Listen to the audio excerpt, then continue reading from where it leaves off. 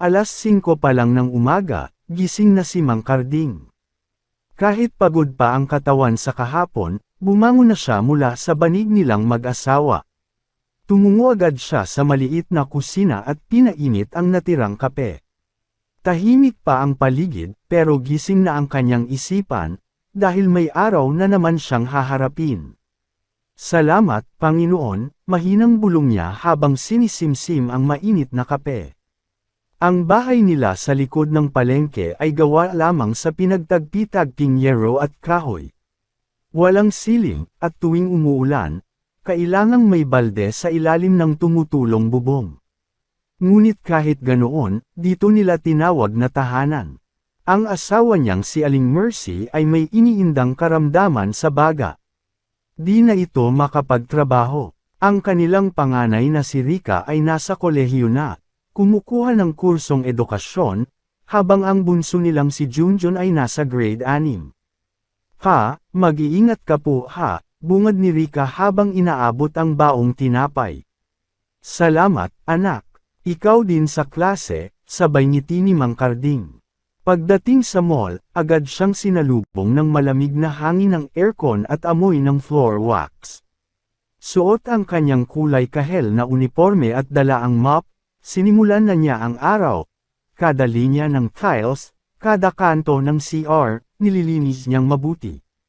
Tahimik siyang nagtatrabaho. Habang nagmumop, pinapanood niya ang mga taong naglalakad, may mga nakaayos, may mga may dalang laptop, may mga kumakain ng mamahaling pagkain. Hindi siya naiinggit, pero hindi rin siya nawawalan ng pag-asa. Sa bawat hagod ng mop, may dasal siyang binubulong.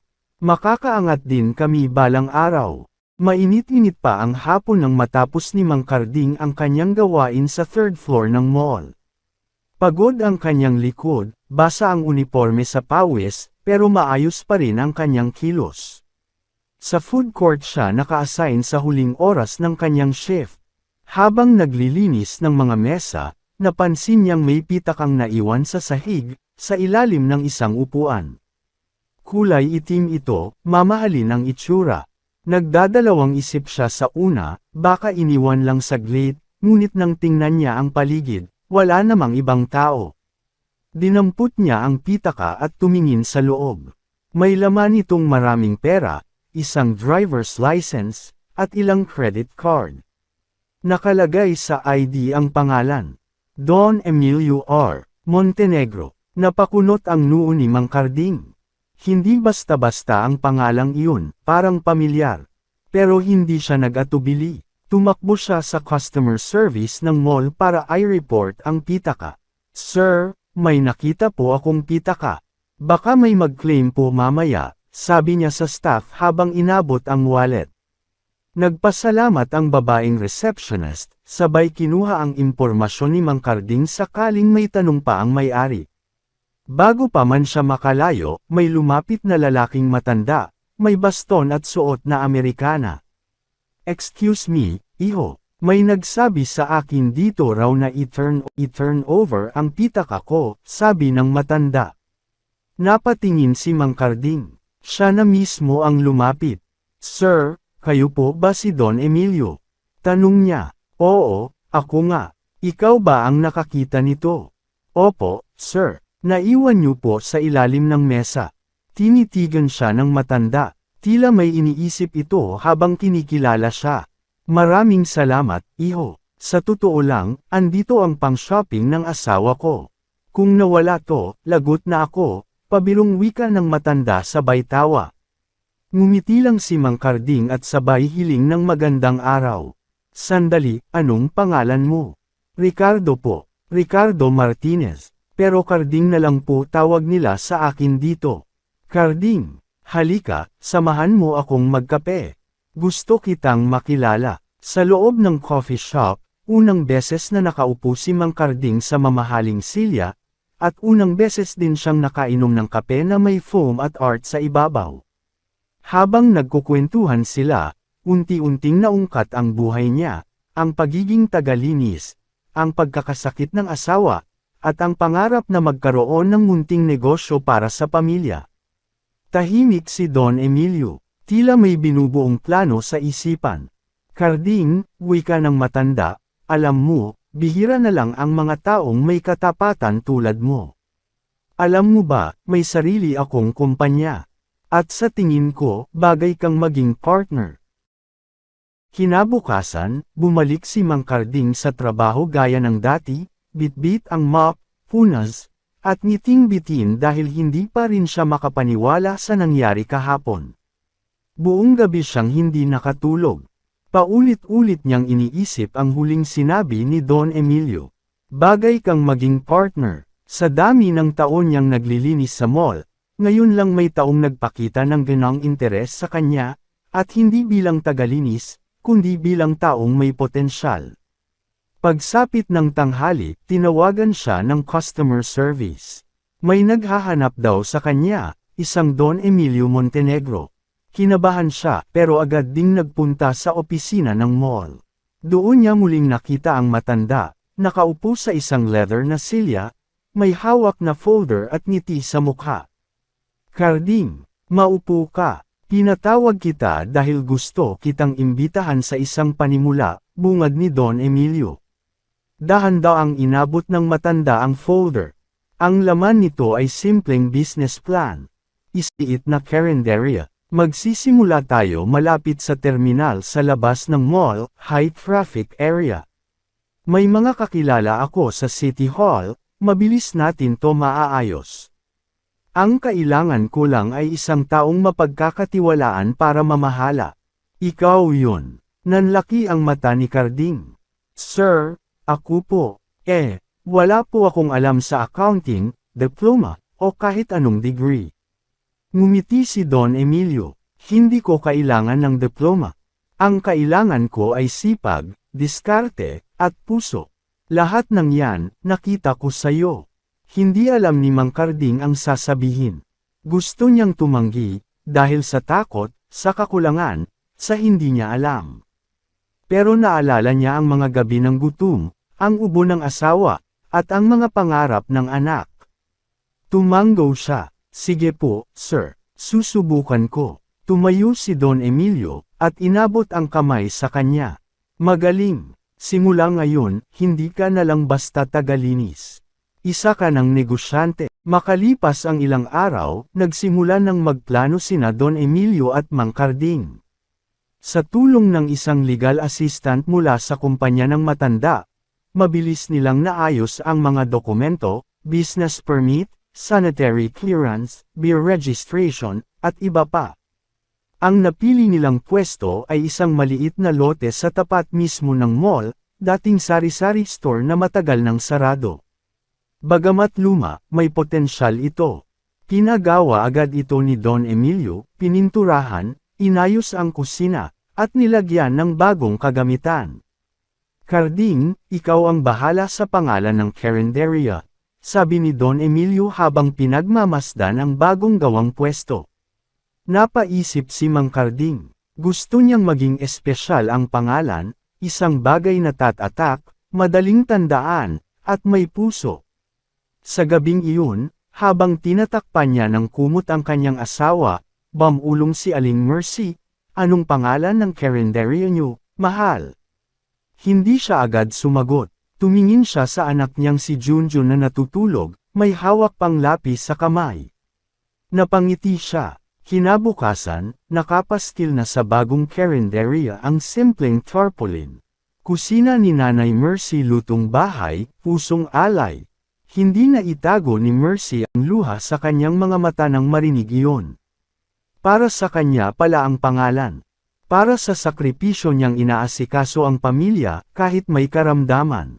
Sa unang araw ng operasyon, si Carding mismo ang nagluto, adobong manok, ginisang munggo, pritong tilapia, at ginataang kalabasa na paborito ni Mercy. Wala pang isang oras, puno na agad ang karinderya. May mga guard ng mall, sales lady, at janitor na agad naging suki. Ang tanong ng lahat, sino po ang may-ari nito? Tahimik lang si Mang Carding habang nagluluto sa likod. Nakatutok siya sa kawali, may ngiti sa mukha. Hindi niya kailangang ipagmayabang na siya'y dating tagalinis ng mall. Alam niyang ang tunay na yaman ay nasa pawis ng tamang gawain. Makalipas ang ilang linggo, lumaki ang kita ng Carinderia. Sa unang buwan pa lang, natupad na agad ang kanyang layunin. Makapagpadala ng mas malaking panggastos sa asawa, at mabayaran ang tuition ni Rika. Pero sa likod ng tagumpay, may paparating na pagsubok.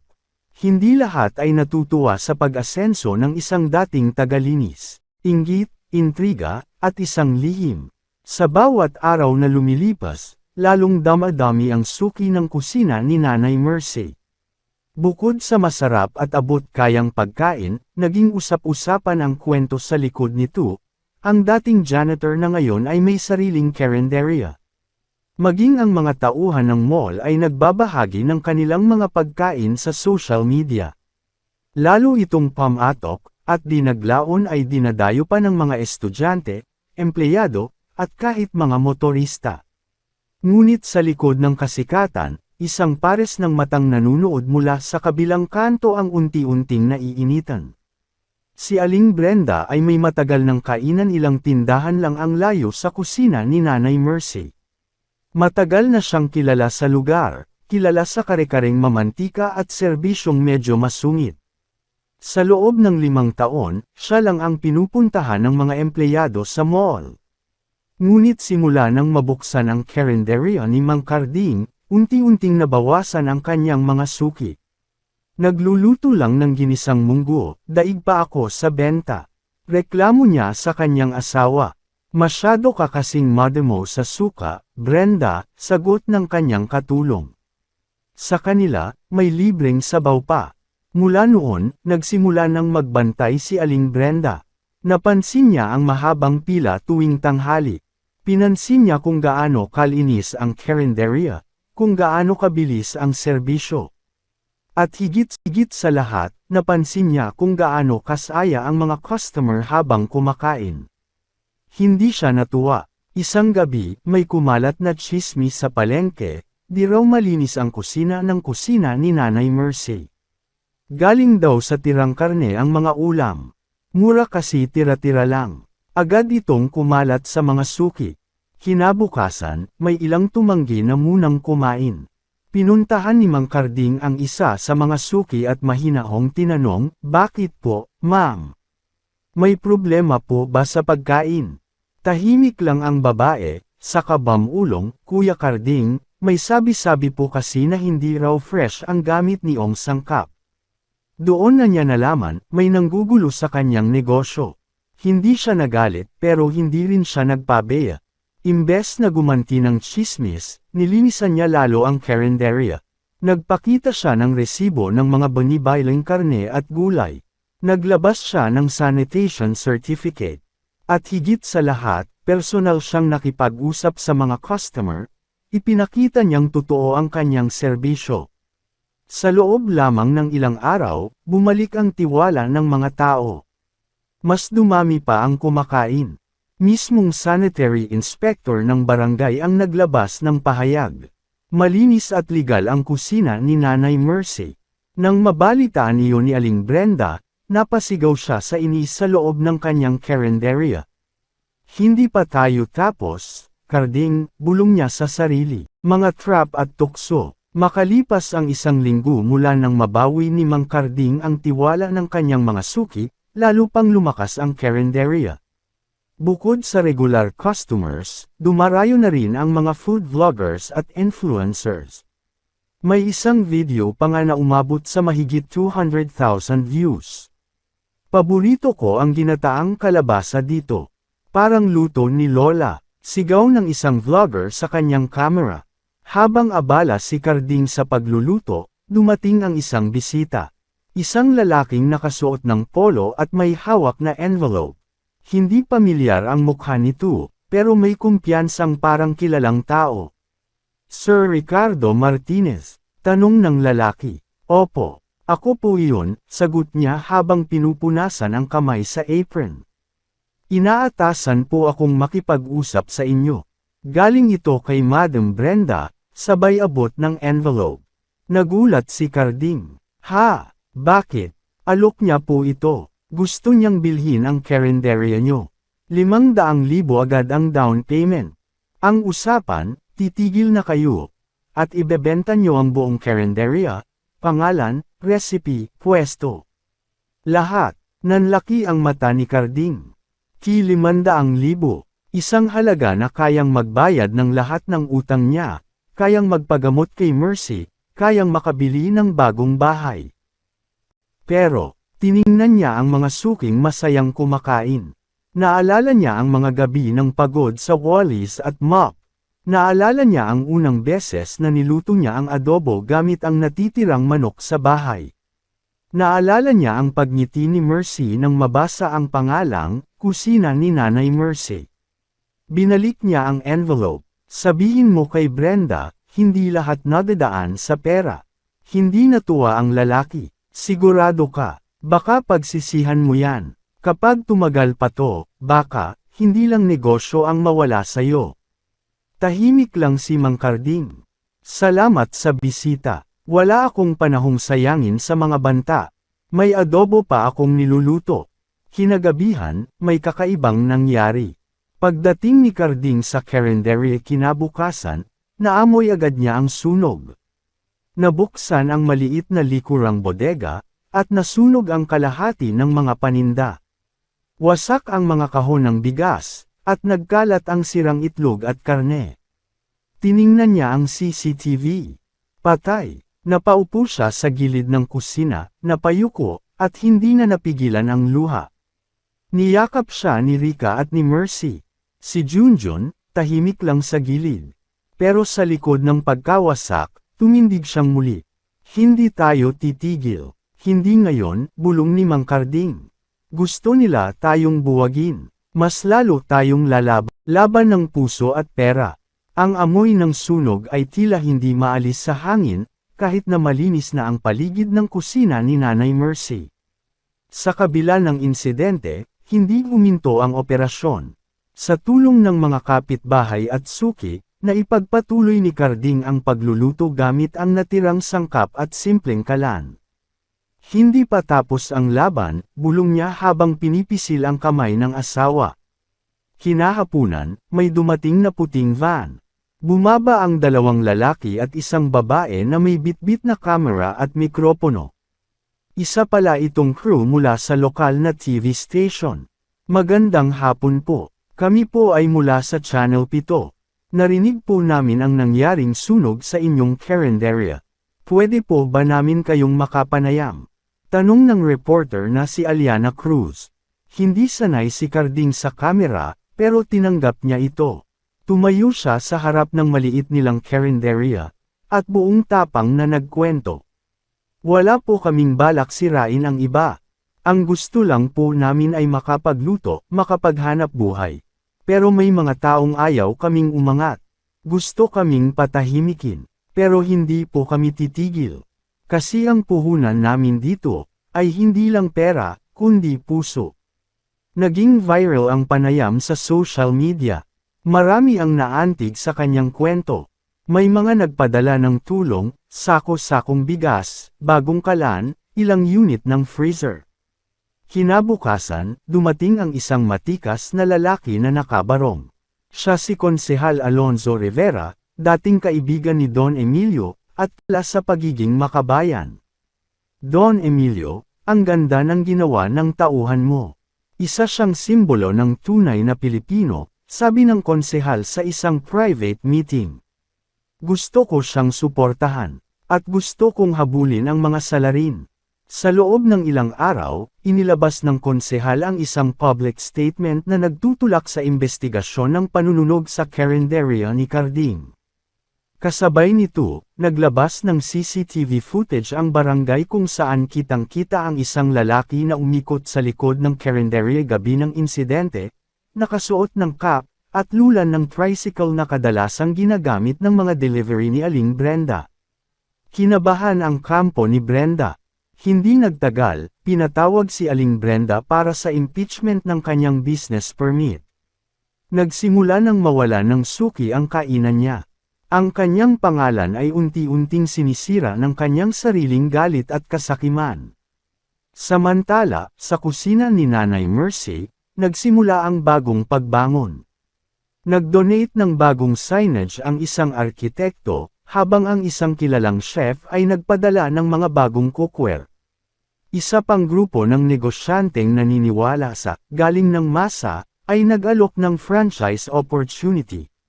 Sa gitna ng lahat ng ito, tinawagan si Carding ni Don Emilio. Carding, kailangan mong maging matatag. Magsisimula na ang mas malaking laban. Anong laban, sir? Hindi na ito basta negosyo lang. Ang iniwan mong mop at wallis, napalitan ng tinig ng masa. Hindi mo lang nilinis ang sahig, nililinis mo na ngayon ang sistema. Sa gitna ng liwanag at dilim, muling sumikat ang araw sa tapat ng kusina ni Nanay Mercy. Mainit ang hininga ng bayan, hindi dahil sa panahon, kundi dahil sa malaking kaganapan sa lungsod. Ang kauna-unahang, Timpladong Laban, Food Festival, ng Quezon City, isang patimpalak kung saan maglalaban ang pinakamahuhusay na maliliit na karinderya at kainan.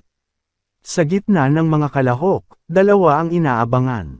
Kusina ni Nanay Mercy, versus Lutong Brenda's Best. Sama-samang lumahok ang mga mamamayan, mga food vlogger, chef, taga-suri, at mga residente. May 3 round ang kompetisyon, lutong ulam, serbisyong may puso, at kwento ng inspirasyon. Sa unang round, iniluto ni Mang Carding ang kanyang pinakbet na may crispy tilapia flakes, simpleng putahe, pero punong-puno ng lasa at pagmamahal. Samantala, si Aling Brenda ay naghain ng kare-kareng may seafood twist, sosyal, malasa, pero tila kulang sa kwento.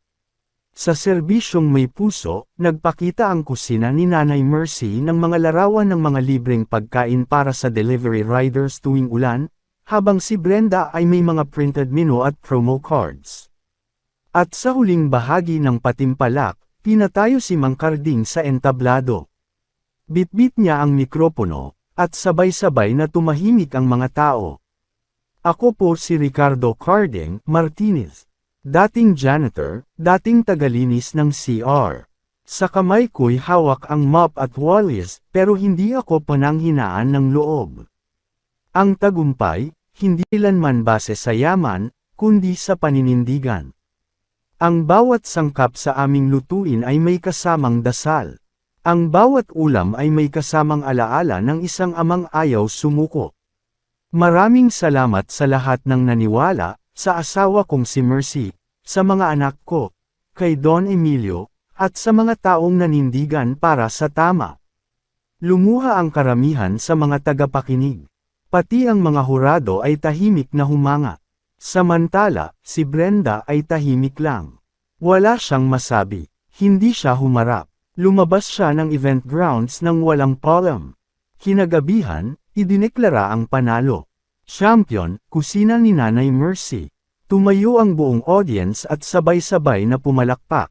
Niyakap siya ng kanyang mga anak, hinalikan siya ni Mercy sa pisngi, at niyakap siya ni Don Emilio na tila isang ama. Simula pa lang ito, Carding, sabi ng matanda. Handa ka na para sa mas malawak na mundo. Makalipas ang 2 taon, naging 5 na ang branches ng kusina ni Nanay Mercy sa Metro Manila. May food truck na rin sila na umiikot sa mga probinsya, at isa sa mga anak ni Carding ay nagtatapos na ng kursong entrepreneurship. Si Brenda, tumigil sa negosyo at lumipat ng lalawigan, doon nagsimulang muli, dala ang aral ng kababang loob. Si Mang Carding, di na kailanman bumalik sa pagwawalis ng sahig, pero sa bawat sangkap ng kanyang niluluto, inaalala pa rin niya ang simula. At tuwing may bagong tauhan siyang tinuturuan, sinasabi niya ang parehong salita. Walang maliit na trabaho, pero mas malaki ang taong marunong lumaban ng marangal.